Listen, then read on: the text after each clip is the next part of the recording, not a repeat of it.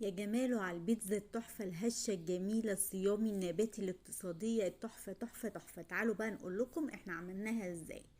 يلا بقى بنودع الصيام بقى، وقلنا نعمل شوية بيتزا عسل. جبنا كيلو دقيق، 3 معالق زيت، معلقة سكر، معلقة ملح، 3 معالق زيت، معلقة خميرة فورية كبيرة او كيس جاهز. عجناهم كويس جدا بمية دافية، المية على حسب الدقيق عندنا ما ياخد.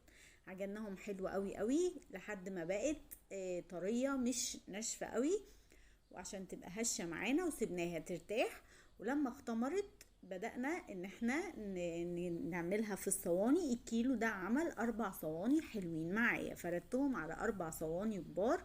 وبدأت كنت عاملة صلصة في البيت، ما جبتش جاهزة او صلصة جاهزة، لا بتاع البيتزا كنت عاملاها في البيت، صلصة عادية جدا.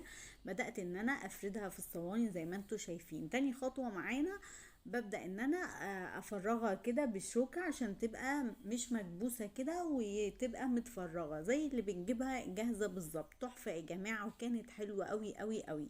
امشوا معايا بالخطوات مظبوطة عشان ما تطلعش معاكم عاملة زي الرصيف كده. نحبها تبقى هشة، سمكها هيبقى مظبوط زي اللي بنجيبها جاهزة. طبعا عايزين تضيفوا جبنة، عايزين تضيفوا حاجة تضيفوا براحتكم. انا حطيت طماطم وزيتون وبصل وفلفل سبايسي او فلفل رومي. عايزين جبنة نباتي براحتكم، انا بحبش احط حاجات نباتي في الصيام. وده كان شكلها النهائي بعد ما رصيتها بقى بالتوابل بتاعتك الحلوة اللي بتحبيها. وكده الصواني عندي كانت جاهزة.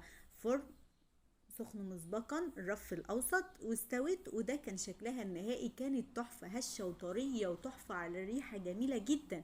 جربوها وقولوا لي ايه رأيكم فيها. كنتم مع سارة في وصفات سارة، انتظروني في فيديو جديد ووصفة جديدة. ما تنسوش اللايك والشير عشان الكل يستفاد ويعمل الوصفة دي حلوة جدا. في يوم مش عاملين فيه اكل، يوم كده شوية دقيق ومية عملنا احلى بيتزا في البيت، فظيعة فظيعة فظيعة. جربوها وقولوا لي ايه رأيكم فيها. باي باي.